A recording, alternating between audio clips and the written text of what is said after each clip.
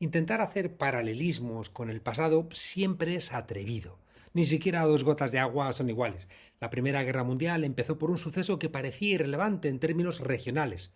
Fue asesinado el archiduque Francisco Fernando de Austria, que era el heredero del trono austrohúngaro. Ocurrió en Sarajevo, un 28 de junio de 1914. El asesino fue el nacionalista serbio-bosnio Gavrilo Princip, y ese hecho desencadenó, sin esperarse, la guerra entre Austria-Hungría contra Serbia, que terminó en una guerra global.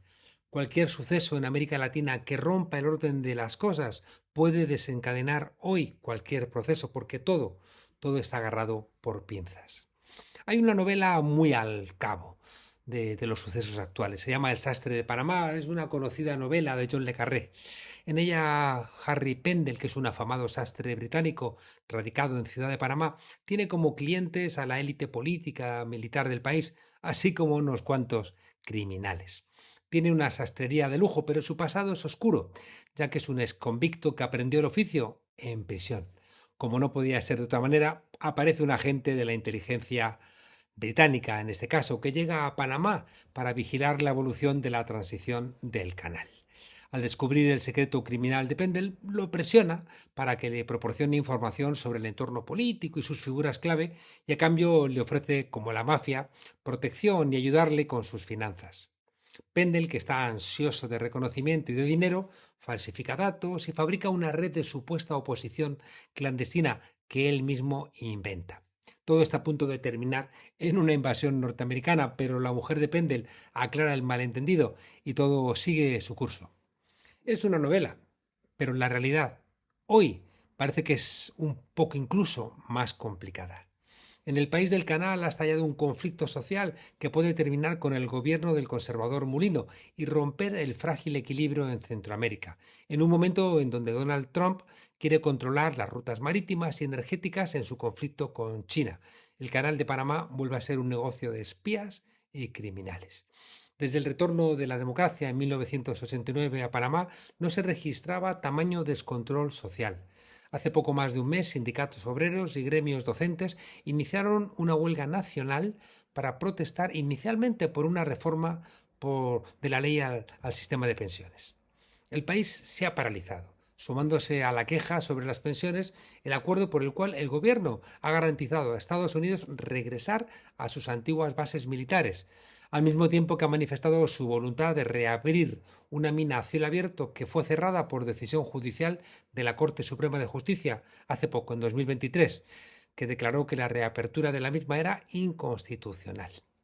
Pues resulta que sindicalistas, mujeres, estudiantes, pensionistas han paralizado el país, lo que ha provocado, en vez de un diálogo entre el gobierno y los manifestantes, una enorme represión que a su vez está alimentando más y más la protesta. Pero llueve sobre mojado. Panamá, siempre tan obediente desde que los Estados Unidos bombardearon el barrio popular del Chorrillo en la operación de destitución de Roger Noriega, es uno de los países con las tasas de desigualdad más altas del continente, carente de servicios básicos, con salarios de miseria, un alto desempleo y una enorme informalidad laboral. De las pocas victorias populares fue el cierre del proyecto minero de la empresa canadiense First Quantum Minerals, lo que dio nuevos bríos a las protestas. Perderlo sería un golpe a la autoestima, que ha echado a la gente a las calles. Por eso la respuesta del gobierno de José Raúl Mulino ha sido, como en la Argentina de Milei o El Salvador de Bukele, la criminalización de la protesta, la brutalidad policial y la detención de líderes políticos y sindicales, lo que ha llevado a alguno de ellos a pedir asilo en embajadas extranjeras como la boliviana.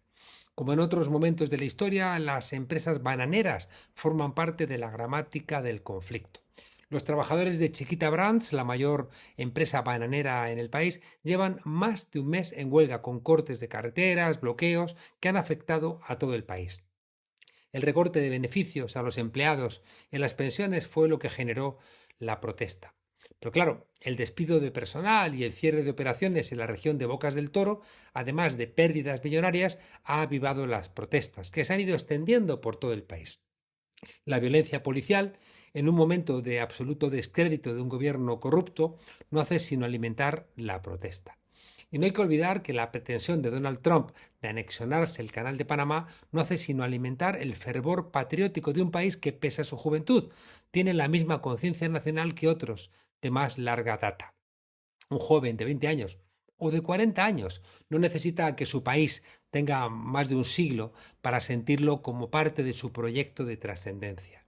Ni Trump ni Mulino han entendido esto y el acercamiento a Panamá de batallones de marines norteamericanos no va a hacer sino calentar aún más los ánimos. Es ahí donde hay que entender que el conflicto puede desatarse y terminar afectando a toda la región. La alemana Deutsche Welle, un medio conservador, no ha dudado en titular la situación como una rebelión social en un país fracasado. En 30 años, Panamá no había registrado estas protestas, que lejos de amainar, puede recrudecerse al calor de las soluciones violentas que Milei, Netanyahu, Bukele o Trump quieren convertir en la norma de las democracias occidentales. Queda abierto si esta declaración de Panamá como un país fracasado, como un país canalla, no es sino una invitación a que Donald Trump finalmente lo invada. La percepción de los panameños es la propia, que prepara una insurrección. Un inexistente sistema de salud, el deterioro de la educación, una justicia paralizada y parcial, enorme sensación de corrupción y, como elemento simbólico, las calles llenas de basura. El Comité de Mujeres de la Confederación de Trabajadores Convergencia Sindical ha hecho un duro comunicado condenando la represión y la falta de respuesta gubernamental a las protestas, igual que lo han hecho las comunidades indígenas del Dairén. Incluso el arzobispo de Panamá, José Domingo Ulloa, se quejaba afirmando que la zozobra que vivimos es producto de la arrogancia de quien no escucha las legítimas aspiraciones del pueblo. Al tiempo que el presidente, que apenas ganó por el 34% de los votos, se ha dedicado a insultar a los manifestantes y sindicalistas. Mulino obtuvo poco más de 738.000 votos frente a los más de 536.000 de su principal opositor, Lombana. No son cifras como para perder apoyos, pese a que la participación en esas elecciones fue del 77%, una de las más altas de la serie histórica. Estamos en un momento histórico donde puedes ganar las elecciones y eso no significa que estés autorizado para gobernar como te dé la gana. El continente latinoamericano sigue en disputa. Los intereses de la derecha han buscado asesinar al conservador precandidato presidencial Miguel Uribe para intentar así debilitar al gobierno de Gustavo Petro. Ya lo hicieron en Ecuador, asesinando al candidato Villavicencio para poderle echar la culpa al correísmo. En la Ciudad de México, un día antes de las elecciones populares de los jueces, 500 policías y militares interrumpían sin autorización de los representantes políticos un concierto del cantante vasco Fermín Muguruza. ¿Para qué? Pues con la única voluntad de quebrar la normalidad y generar ruido e intentar disturbar las elecciones. Milei y su cancerbero Bullrich mandaban este sábado pasado detener al líder popular Juan Grabois, el amigo del Papa Francisco, mientras protestaba por los recortes en el Instituto Juan Domingo Perón. En Bolivia, la derecha observa emocionada el enfrentamiento entre el presidente Lucho Arce y el expresidente Evo Morales, y Estados Unidos sigue provocando casi a diario a México, cuando no es con vuelos en la frontera, es con represión a los inmigrantes o con jueces diciendo que las fábricas de armas norteamericanas que venden a los cárteles en el fondo son una suerte de hermanitas de la caridad. Sin embargo, en América Latina gobierna la izquierda en el 56% de los países, frente al 19% que lo hacen en Europa, según un reciente estudio de la CELAC, que dirige Alfredo Serrano. Está claro que el camino de una derecha que ha perdido pie en el continente incluye la violencia, lo que reclama mucha inteligencia de la izquierda para no cometer el error de entrar al trapo y justificar así la represión. De cómo se solventen los conflictos en Panamá pueden salir futuros derroteros. Pronto hay elecciones en Honduras, también en Venezuela, que sigue su senda de democracia popular, que elegirá a los representantes municipales después de un proceso igualmente popular de primarias.